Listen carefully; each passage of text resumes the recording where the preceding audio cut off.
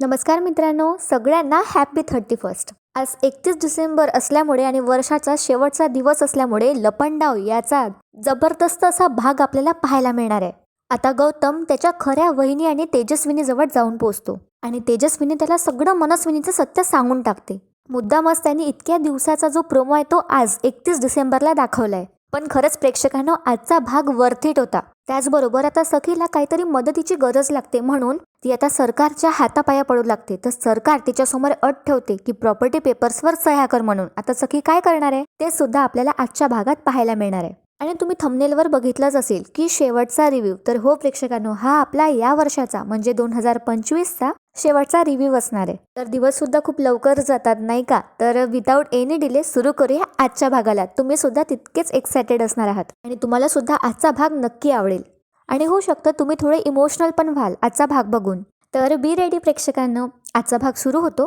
आता सखी आणि कान्हामध्ये पाणी भरण्यासाठी कॉम्पिटिशन सुरू असते की पाणी कोण भरणार आहे. तर कालच आता सखीचे 5 चान्सेस बॉल टाकण्याचे संपले असतात आणि सखीने फक्त 2च बॉल त्या बाटलीत टाकले असतात. कारण सखीचा 5वा चान्स सुद्धा तिचा बॉल बादलीत जातो, म्हणजे दुसरा आणि 5वा असे आता सखीचे 2 बॉल बादलीमध्ये गेले असतात. आणि सखी आता कान्हा समोर उड्या मारू लागते आणि येस येस अशी ती ओरडते. तर कान्हा म्हणतो आता सखीला, ठीक आहे ना, ठीक आहे, काय फक्त 2च वेळा बॉल गेलाय ना. याचा अर्थ काय होतो, जर मी फक्त 3 वेळा जरी बॉल टाकला ना तरी बाजी माझीच आणि मग मीच जिंकणार. तर सखी आता कान्हाला म्हणते, हा ठीक आहे ना, बघू आपण काय होतं ते, तू खेळ तरी आधी. तर आता कान्हा तो जो बॉल असतो तो आपल्या हाती घेतो आणि बघत राहा प्रेक्षकांनो, आता कान्हा तो बॉल आपल्या हाती घेत सखीकडे असा बघतो आणि म्हणतो, पहिला डाव बायकोचा. आणि सखी आता कान्हाकडे चिडतच बघते आणि बघत राहा प्रेक्षकांनो, पहिला बॉल मारता मारताच ते जे अख्खं मडकं असतं कान्हाचा तो बॉल मिस होतो आणि अख्खं मडकं ते खाली पडतं आणि फुटून जातं. आणि सखी आता जोराने हसू लागते आणि ती कान्हाला आता चिडवू लागते आणि म्हणते, अरे तू तर हारलास रे. काय रे कान्हा, पहिल्याच बॉलमध्ये क्लीन बोल्ड. आणि काय रे तू कान्हा, फारशा अशा मोठमोठ्या बाता मारत होत्या. तिथे काय होतं प्रेक्षकांनो, तितक्यात आता किरण कान्हाला आवाज देतो आणि धावत पडत आता तो कान्हाला येत सांगत असतो की कान्हा पटकन जा आणि फ्रेश हो आणि पाणी भर. अरे लवकर जा, पाणी जाणार आहे आणि गर्दी सुद्धा आहे खूप. तर आता कान्हा हे ऐकून म्हणतो, बापरे काय बोलतोयस तू, जातो हा लवकर. आणि आता कान्हा जाणार असतो तर सखी त्याच्या हाती आता बादली देते आणि म्हणते, ओ मिस्टर लूजर, हे घेऊन जा. तर त्यावर आता बघा प्रेक्षकांनो, कान्हा मस्त बहाणा मारतो आणि सखीलाच तो पाणी कसा भरायला लावणार आहे. तर कान्हा आता सखीकडे चालत जातो आणि म्हणतो, सखी मॅडम काय ना, मला जरा आता प्रेशर आलंय. काय म्हणतात त्याला, हा नेचर्स कॉल. सो काय ना बेबी सरकर, हा कॉल मला उचलावाच लागेल, मला जावंच लागेल. आणि तुम्ही एक काम करा, हे पाणी आहे ना तेवढं तोवर भरून ठेवा, मी आलोच. कसं आहे ना, पाणी उरणार नाही आपल्याला. तर सखी आता कान्हाकडे अशी चिडतच बघत असते. तर कान्हा म्हणतो, कळतंय ना तुम्हाला, पाणी उरणार नाहीये. आणि कान्हा पटकन तिथून आता निसटून जातो आणि किरण हे बघून आता हसू लागतो.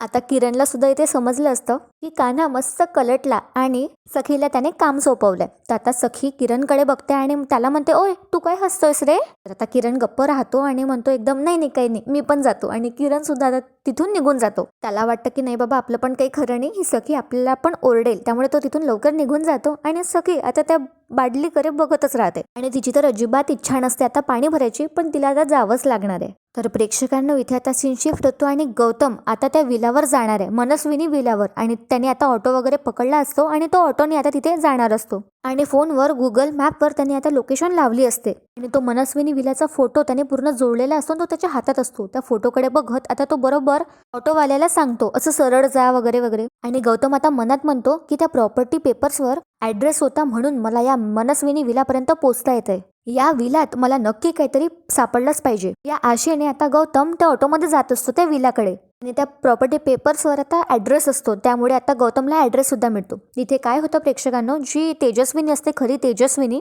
तिला तिच्या सख्या आणि जुळ्या बहिणीने म्हणजे मनस्विनीने तिच्याच विलामध्ये एका गॅरेजमध्ये बंद करून ठेवलं असतं. हे आता आपल्याला सुद्धा लक्षात आलंय आणि समजलंय. तर तिथे आता मनस्विनीचे 2 गुंड येतात आणि तेजस्विनीसाठी काहीतरी खायला आणतात आणि तेजस्विनीच्या हाती घड्याळ असते. तर हा जो मनस्विनीचा गुंड असतो हा आता तेजस्विनीला म्हणतो, त्या घड्याळाकडे बघून तुझी काही चांगली वेळ नाही येणार आहे. आणि तिला भजी ऑफर करत आता हा मनस्विनीचा गुंड म्हणतो, घे खाऊन घे. तर आता तेजस्विनी म्हणते, वेळ कधीच एकसारखी नसते, जशी वाईट वेळ येते ना तशी चांगली वेळ सुद्धा येते आणि ती सगळ्यांचीच येते, माझी पण येईल. आणि मग एक दिवस माझी इथून कायमची सुटका होईल. तर हे ऐकून आता मनस्विनीचा हा जो गुंड असतो हा जोराने तिच्या समोरच हसू लागतो आणि तिला गन दाखवत घाबरवत म्हणतो, तू इथेच चढून मरणार आहेस आणि तुला सोडवायला कोणीच येणार नाही. चुपचाप खाऊन घे हे. आणि असं म्हणत आता हे दोघंही गुंड तिथून बाहेर निघून जातात. आणि तेजस्विनी याच आशेवर असते की कधीतरी तिची या कैदेतून सुटका होईल. तर तसंच होतं. आता गौतम येऊन पोचलाय विलावर, मनस्विनी विलावर. आणि तिथे पोचून आता गौतम म्हणतो, ही मनस्विनी नक्की आहे तरी कोण, आणि याला सगळं आता लवकरच माहीत सुद्धा होणार आहे. आणि गौतम इथे बरोबर आल्या आल्या डोक्याचा वापर करतो आणि म्हणतो, बंगल्याच्या मागच्या बाजूने मी जाऊन बघतो, कारण समोर जर तो आला तर होऊ शकतं की कोणीतरी या मनस्विनीला लगेच इन्फॉर्म करेल.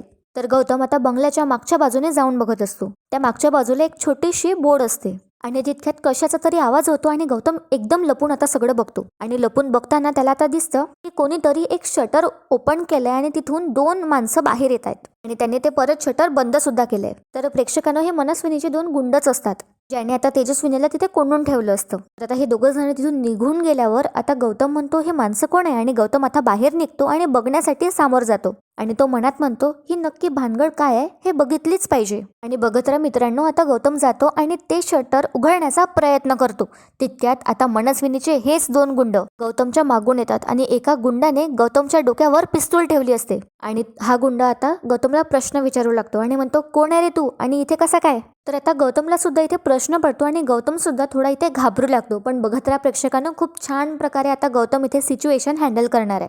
तर इथे आता सीन शिफ्ट होतो आणि सखी लागली आता रांगेमध्ये पाणी भरण्यासाठी. आणि सनप काकांची बायको आता सखीला म्हणते, अगं सखी, माझ्या सासऱ्यांना आहे ना औषध द्यायचे आणि माझ्याशिवाय ते काही घेत नाही, माझं पाणी भरशील का गं? तर आता सखी म्हणते, हो भरते. पण आता सखीचं त्या हंड्याकडे लक्ष जातं आणि त्या हंड्यावर आता तेजस्विनीचं नाव लिहिलं असतं. आणि हे बघून आता सखीला आश्चर्य वाटतं आणि सखी त्या सनप काकांच्या बायकोला विचारते आणि म्हणते, काकू, यावर तर माझ्या आईचं नाव लिहिलंय. तर आता हे काकू आता सखीला सांगू लागते, अगं हो ग, 20 वर्षापूर्वी तुझ्या आईनेच अख्ख्या चाळीत हंडे वाटले होते. तर आता सखी विचारते, हो का? पण का असं केलं तिने? तर परीची आई आता सांगू लागते, हो ना अगं बाई, त्या दिवशी तुझ्या गौतम काकांचा वाढदिवस होता ना. आता सखीला हे ऐकून खूप आनंद होतो. तर इकडे आता सीन शिफ्ट होतो आणि ह्या गुंडाने आता जे गन लावली असते गौतमच्या एकदम मानेजवळ, तर गौतम बरोबर चार्ज बघून एकदम कल्टी खातो आणि त्या गुंडाचा गनने पकडलेला हात धरतो आणि त्याला दूर असा फेकून देतो. त्यानंतर गौतम आता दुसऱ्या गुंडाची सुद्धा चांगली पिटाई करू लागतो आणि इथे मस्त असा ऍक्शन सीन आता आपल्याला पाहायला मिळणार आहे. गौतम आता या दोघंही गुंडांना एकटाच मारत असतो. हे ढिशूम ढिशूम मारल्यावर आता दोघेही गुंड खाली पडतात थोड्या वेळानेच आणि या दोघंही गुंडांना खूप लागलेलं असतं. तर आता गौतमला आता समजतं की ठीक आहे, आता हे तर काही मध्ये येणार नाहीये. तर गौतम आता फायनली उठतो आणि ते शटर जे असतं जिथे आता आतमध्ये तेजस्विनी आहे, हे शटर आता गौतम पूर्ण उघडतो आणि आतमध्ये सगळीकडे बघू लागतो. तर सामोरून येणाऱ्या सूर्याच्या प्रकाशामुळे आता ही जी तेजस्विनी असते ती आपला चेहरा अशी लपवते आणि तिला तर काही आशाच नसते की तिथे चक्क गौतम असणार आहे म्हणून. तिला वाटत असतं की गुंड वगैरेच असणार आहे. तरी आता तेजस्विनी आता एकाच डोळ्याने अशी लपूनच बघत असते कारण तिच्या चेहऱ्यावर ऊन पडत असते आणि ती फायनली तिची नजर आता गौतमवर जाते. खूप इमोशनल असा सीन आहे प्रेक्षकांनो. खरं सांगते, माझ्या सुद्धा डोळ्यात पाणी आलं जेव्हा मी हा सीन बघितला. तर आता गौतमला बघितल्या आता तेजस्विनी रडायला लागते आणि तिला वाटत असतं की फायनली आपला माणूस, आपला जवळचा माणूस आपल्याला आता भेटलाय आणि आपण कदाचित तिथून बाहेर निघणार, आपल्या सखीला भेटणार. पण गौतम तर काही ओळखत नाही आधी आणि गौतम आता या बाईकडे आश्चर्यानेच बघू लागतो कारण तेजस्विनीचे केस वगैरे काहीच व्यवस्थित नसतात. तर तेजस्विनी फायनली आता आपल्या लडखडत्या पायावर उठून उभी होते आणि गौतमला ती म्हणते, भाऊजी. आणि गौतम आता विचारतो, तेजस्विनी वहिनी का तुम्ही? तर तेजस्विनी आता मान डोलावते आणि खूप रडू लागते. तर फायनली आता गौतमने तेजस्विनीला शोधून काढलंय. आणि दुसरीकडे आता सखीला सुद्धा आश्चर्य वाटतं आणि सखी आता त्या चाळीतल्या सगळ्या बायांना विचारू लागते की बापरे, गौतम काकासाठी माझ्या आईने चाळीत सगळ्यांनाच हंडे वाटले? तर चाळीतली एक बाई सांगू लागते, हो मग, तो दिवस सुद्धा खूप चांगल्या प्रकारे साजरा केला होता तुझ्या आईने. तर सखी आता मनात म्हणते, बापरे, माझी आई अशी पण होती, माझ्या आठवणीतली आई किती छान होती. एक ती माझ्या आठवणीतली आई आणि एक ही सरकार. आता तर गौतम काका आणि माझ्या आईमध्ये म्हणजे सरकारमध्ये वहिनी आणि भाऊजी असं कुठलंच नातं शिल्लक राहिलेलं नाहीये, असं आता सखी मनातच स्वतःला म्हणते. तर इथे आता गौतम आतमध्ये येतो आणि तेजस्विनीच्या एकदम समोर येऊन उभा होतो आणि तेजस्विनीला म्हणतो, वहिनी. आणि गौतम पूर्ण आता खालून वर बघतो तेजस्विनीला आणि तिची अवस्था बघतो, पण त्याला आता विश्वासच नसतो बसत की ही तेजस्विनी वहिनी आहे म्हणून त्याची. तर तेजस्विनी आता लाड काढला जाते तिच्या भाऊजीचा. तर गौतम आता मागे सरकतो. तर आता तेजस्विनी म्हणते गौतमला, घाबरू नका भाऊजी, मी आहे तुमची वहिनी. तर आता गौतम म्हणतो तिला, तू माझी वहिनी कशी असू शकतेस? तर इथे गौतम सुद्धा थोडा इमोशनल झाला असतो. तर गौतम म्हणतो आता तेजस्विनीला की माझी वहिनी तर तिकडे आहे घरी. तर आता तेजस्विनी म्हणते गौतमला, मग विचारा तिला, आईच्या जागी असणारी तुमची वहिनी तुम्हाला लाडाने काय म्हणून हाक मारायची, जे नाव फक्त तुम्हाला आणि तुमच्या वहिनीलाच माहिती आहे, बाकी कोणालाच नाही. तर आता गौतम थक्क झाला असतो. तर आता गौतम म्हणतो तेजस्विनीला की ठीक आहे, कोणाला नाही माहिती तर तुम्हीच सांगा ना मग. तर आता तेजस्विनी सांगू लागते गौतमला आणि ती सांगते की मी तुम्हाला लाडाने छोटे भाऊजी असं म्हणून हाक मारायचे. तर हे ऐकून गौतमला धक्का बसतो आणि फायनली आता गौतमला विश्वास होतो की ही त्याचीच तेजस्विनी वहिनी आहे. एकदम रडत बघत राहा प्रेक्षकांना. आता गौतम तेजस्विनीच्या एकदम पायात पडतो आणि खूप रडू लागतो. तर खूप सुंदर आणि भावूक असा सीन आहे हा प्रेक्षकांनो. आजच्या या कलियुगात, आजच्या काळात खूप क्वचित असं आपल्याला हे नातं दीर आणि भाऊजींचं पाहायला मिळतं, म्हणजे वहिनी आणि दीराचं नातं. इथे काय होतं, तेजस्विनी त्या गौतमला उठून उभं करते आणि त्याचा ती लाड करू लागते, त्याला आशीर्वाद देते, त्याला नीट बघते आणि लाडाने आता ती गौतमला छोटे भाऊजी म्हणून परत अशी हाक मारते. आणि आता गौतमला सुद्धा खूप बरं वाटतं हे ऐकून. एवढ्या वर्षाने त्याच्या खऱ्या वहिनीच्या तोंडून त्याने छोटे भाऊजी असं ऐकलं असतं. तर आता गौतम रडतो. तर आता तेजस्विनी तिच्या पदराने आता गौतमचे डोळे पुसू लागते. तर आता वेळ आहे सत्य जाणून घेण्याची. तर इथे काय होतं, आता गौतम विचारतो तेजस्विनीला, तू माझी वहिनी आहेस तर घरात जी आहे ती कोण आहे? तर आता तेजस्विनी गौतमला सांगते की ती माझी जुळी बहीण आहे, मनस्विनी. आणि आता हे ऐकून गौतमला खूप मोठा धक्का बसतो, कारण गौतमला याची अजिबात आयडिया नसते. तर पुढे आता ही तेजस्विनी सांगू लागते त्याला की गेल्या 20 वर्षापासून तिने माझी जागा घेतली आहे आणि तेजस्विनी म्हणून या जगात ती वावरती आहे आणि भाऊजी तिनेच मला इथे डांबून ठेवलंय, असं तेजस्विनी सगळं आता गौतमला सांगू लागते. आणि ती म्हणते तिने फक्त हे माझ्या घरात याच्यासाठी राहिली आहे, माझ्या घरच्यांना त्रास देण्यासाठी, माझ्या सखीला त्रास देण्यासाठी. तर गौतम आता एकदम उठून उभा होतो, आपले अश्रू वगैरे पुसतो आणि गौतम तेजस्विनीला म्हणतो की आता मला सगळ्या गोष्टी आहे ना क्लिअर झाल्या आणि आता मला कळतंय की ती घरात असलेली सरकार बनून फिरते ती अशी का वागते. आणि वहिनी सत्य कधी लपत नसतं, ते आज नाहीतर उद्या बाहेर येतच. आणि गौतम आता तेजस्विनीला म्हणतो, वहिनी तू काळजी करू नकोस, आता बघ त्या मनस्विनीची, त्या सरकारची काही खैर नाही, आता मी तिची वाट लावणार आहे. आणि गौतम आता तेजस्विनीला घेऊन जायचा प्रयत्न करतो आणि तिला म्हणतो तू चल वहिनी, आत्ताच चल माझ्या बरोबर. तर तेजस्विनी ऐकत नाही आणि गौतमला म्हणते नाही नाही नको भाऊजी. तर गौतम म्हणतो का, चल वहिनी लवकर चल. आणि तिला परत आता तिचा हात पकडून तेजस्विनीचा गौतम घेऊन जात असतो असा. तर तेजस्विनी म्हणते नाही, मनस्विनीचे जे गुंड आहेत ते बाहेर असतील, भाऊजी माझं इथून निघणं खूप कठीण आहे, तुम्ही निघा भाऊजी, लवकर निघा इथून. तर आता गौतम काही ऐकत नाही आणि गौतम म्हणतो तेजस्विनीला की तुला घेतल्याशिवाय मी इथून जाणार नाही. तर अशी तेजस्विनी त्याला परत म्हणते नाही भाऊजी असं नका करू, ऐका ना, तुम्ही जा इथून. तिला आता गौतमची काळजी वाटू लागते. तर आता गौतम म्हणतो नाही, मला आधी सखीला फोन करू दे आणि मला आत्ताच हे सखीला सांगितलंच पाहिजे, खूप वर्ष आईच्या मायेसाठी तरसली आहे ग वहिनी. आणि लवकरच आता गौतम आपला फोन बाहेर काढतो. तर आता सखीची बारी असते पाणी भरण्याची. तितक्यात तिथे आता परी येते आणि सखीला म्हणते सखी दी मला तुझा फोन दे ना, मला गेम खेळायचा आहे. तर परीची आई तिला रागवते आणि म्हणते काही नको ग फोन बिन, चुपचाप घरी जा आणि अभ्यास कर. तर त्यावर आता सखी म्हणते हो असू द्या. आणि सखी तिचा फोन आता परीला देते आणि परी तिथेच थोडीशी दूर उभी असते आणि ती आता सखीच्या फोनमध्ये गेम खेळते. तर आता सखीची बारी असते आणि सखी पाणी भरत असते. तर आता गेम खेळत असल्यामुळे परी आता गौतमच्या कॉलकडे दुर्लक्ष करते आणि ती पहिले तर सखीला सांगत नाही की गौतमचे फोन येत आहे म्हणून किंवा कोणाचे तरी फोन येत आहे म्हणून. पण आता गौतमचे सतत फोन येत असतात, खूप वेळपासून त्याचे फोन येत असतात, म्हणून फायनली आता 5-6 कॉल येऊन गेल्यावर ही परी आता सखीला सांगते. ती आता म्हणते सखी ताई कोणाचा तरी फोन येतोय सारखा. तर आता सखी म्हणते हो का, आणि सखी आता बघायला जाते की कोणाचा फोन येतोय. आणि सखी आता फोनवर बघते आणि गौतम काका असं तिला नाव दिसतं आणि ती आता फोन उचलते आणि परी आता तिथून चालली जाते खेळायसाठी. तर फोन उचलल्या आता गौतम सखीला सांगू लागतो आणि म्हणतो बबडू लपंडाव चालला होता इतके वर्ष आपल्यासोबत. तर आता सखी म्हणते काय बोलतोयस तू काका, हे कसला लपंडाव. तर आता पुढे गौतम सांगू लागतो अगं सरकार म्हणून जी बाई आपल्या घरात वावरती आहे ना, ती तुझी आई नाहीच आहे, माझी वहिनी आणि तुझी आई इथे माझ्या समोर आहे आता, आणि आपल्या घरात वावरते ती बाई वेगळीच आहे आणि तिचं खरं नाव. आता पुढे गौतम काही सांगणार तितक्यात कोणीतरी जोराचा एक मोठा दंडा गौतमच्या डोक्यावर मारतो आणि त्याचा हातचा फोन हा खाली पडतो आणि सखीला आता काहीच ऐकू येत नाही आणि गौतम तिथेच आता बेशुद्ध पडतो. तर आपल्याला समजतं की मनस्विनीच्या 2 गुंडे तिथे आले असतात मनस्विनीचे, आणि एका गुंड्याने गौतमच्या डोक्यावर हल्ला केला असतो. तिकडनं आता सखी बोलतच असते हॅलो काका काय बोलतोयस तू, कसला लपंडाव. आणि नेटवर्क नसल्यामुळे तिला आता शेवटचं वाक्य ऐकू येत नाही. कदाचित तिथे नेटवर्क नसणार आहे. तर तेजस्विनी एकदम आता भाऊजी भाऊजी अशी करू लागते, कारण आता तिथेच गौतम कोसळला असतो आणि तो बेशुद्ध पडला असतो. तर सखी इथून जोराने ओरडू लागते आणि म्हणते, हॅलो काका, बोल काका.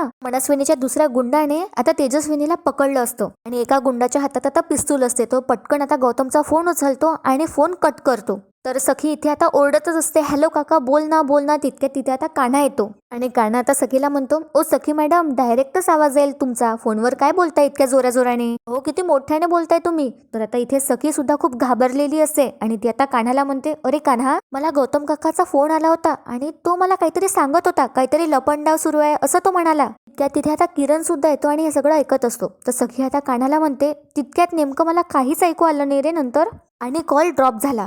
आता किरण आणि कान्हा एकमेकांकडे आश्चर्याने आणि भीतीने बघत असतात. आता त्यांना वाटत असतं की त्यांचा खेळ समोर आलाय की काय, त्यांचं सत्य समोर आलंय की काय. तर इथे काय होतं प्रेक्षकांनो, आता सीन शिफ्ट होतो आणि मनस्विनी आता तिथे येऊन पोहोचली आहे, जिथे तिने तेजस्विनीला डांबून ठेवलंय. ज्या गुंडांनी तिला कळवलंय आणि गौतमला सुद्धा ते तिथे बांधून ठेवलं असतं. मनस्विनी आता गौतमच्या तोंडावरशी पाणी फेकते आणि त्याला जाग करते. गौतम आता शुद्धीवर येतो आणि त्याला दिसतं की समोर मनस्विनी आहे आणि त्याला एकदम आता राग येत असतो तिला बघून. तर ही मनस्विनी आता गौतमला म्हणते, हाय. तर गौतम म्हणतो, तुझा खेळ आता संपलाय मनस्विनी, आणि खूप वर्ष तू सगळ्यांना ना मूर्ख बनवलंयस. तर इतक्यात काय होतं, मनस्विनी गौतमला जोराची कानाखाली मारते आणि आता इथे तेजस्विनी सुद्धा काहीच करू नाही शकत, कारण तिच्या मनस्विनीच्या गुंडाने तिला पकडून ठेवलं असतं. आणि मनस्विनी आता याच्या गौतमच्या थोबाडीत मारल्यावर आपले हात झटकते आणि गौतमला म्हणते, खेळ तर आता सुरू झालाय. आणि बघत राहा प्रेक्षकांनो, इला मनस्विनीला आधीपासूनच सगळं माहिती असतं आणि ती आता गौतमला म्हणते, शेंगदाण्याची सालं माझ्या डोळ्यात उडवणं, त्यानंतर माझा पाठलाग करणं आणि माझ्या खोलीत मी नसताना माझी रूम चेक करणं. तुला काय वाटलं रे गौतम की मला कळणार नाही? काय रे, इतका फालतू खेळ, तेही सरकार सोबत? अरे माझ्या स्टेटसला शोभेल असं तरी खेळायचं ना. पण काय रे, तुझ्यासारख्या बेवड्या करून अपेक्षा तरी काय करायची ना. असं म्हणत आता ही मनस्विनी गौतम समोरच ती आता हात ताड्या वाजू लागते आणि ती गौतमला म्हणते, पण ठीक आहे, तुझ्या हिमतीची मी दाद देते. तर गौतम म्हणतो आता मनस्विनीला, ही हिंमत आधीच करायला पाहिजे होती, पण आता उशीर झालाय. पण तुला आता थेट सांगतो, एवढ्या वर्ष जो तू आम्हाला कामात कुटुंबियांना जो त्रास दिलाय ना, आता मला त्याचा बदला घ्यायचा आहे आणि तो मी घेणारच आहे. तर इथे काय होतं, मनस्विनी घाबरण्याचं नाटक करते गौतम समोर आणि म्हणते, ओ अरे घाबरले रे मी, बापरे. आणि त्यानंतर ही मनस्विनी आता खोटं गौतमचा असा लाड करते आणि म्हणते, सो क्यूट. काय रे, कसा बदला घेणार आहेस तू? तर गौतम म्हणतो, तुझा खरा चेहरा जगासमोर आणणार आहे मी, आणि खास करून सखी समोर. तर आता ही मनस्विनी हसू लागते आणि गौतम म्हणतो, तुझा हा लपंडावचा खेळ मी कायमचा आज संपवणार आहे मनस्विनी. आणि मित्रांनो, आजचा भाग इथेच संपतो. तुम्हाला कसा वाटला आजचा भाग मला कमेंट करून नक्की सांगा. पण उद्याच्या भागात आपल्याला कळणार आहे आणि पाहायला मिळणार आहे, मनस्विनी गौतमला म्हणते की तू जिवंत राहिलास तर भेटू परत. मनस्विनी तिथून निघून जाते आणि मनस्विनीचे गुंड गौतमचा हाल करतात आणि त्याला खूप मारू लागतात. आणि इकडे गौतम किरणला म्हणतो की नक्की काय लपंडाव आहे शोधून काढायलाच हवा. आणि सखी आता धावत पडत मनस्विनीच्या दारात येते, घरी येते तिच्या आणि तिच्या पाया पडते आणि म्हणते, प्लीज सरकार हेल्प मी. तर ही जी मनस्विनी आहे ती प्रॉपर्टीचे पेपर समोर करते आणि सखीला म्हणते, त्याआधी तू या पेपर्सवर सह्या कर. काय झालं असेल सखीसोबत, सखीचे केस वगैरे पूर्ण असे विस्कटलेले असतात आणि तिला लागलेलं पण असतं, जणू काही ती धडपडतच तिथे आली आहे. तर बघूया प्रेक्षकांनो, उद्याच्या भागात आपल्याला कळेलच. पण आजचा भाग खरंच ओव्हरऑल खूप छान होता. तुम्हाला आवडला असेल तर लाईक करायला विसरू नका आणि आपल्या चॅनलला नक्की सबस्क्राईब करा. भेटूया आता लवकरच पुढच्या वर्षी, म्हणजे उद्या. So happy 31st once again to everyone. हा वर्ष तुमच्या सगळ्यांसोबत खूप छान होता. 0 पासून तर 3,500 लोकांची आपली एक युट्यूब फॅमिली झाली आहे. खरंच विचारही नव्हता केला, पण खूप छान झालंय. तुमचं प्रेम असंच राहू द्या आणि आजचा एपिसोड शेवटपर्यंत पाहण्यासाठी खूप धन्यवाद. तुमची मतं कमेंट्समध्ये कळवायला विसरू नका.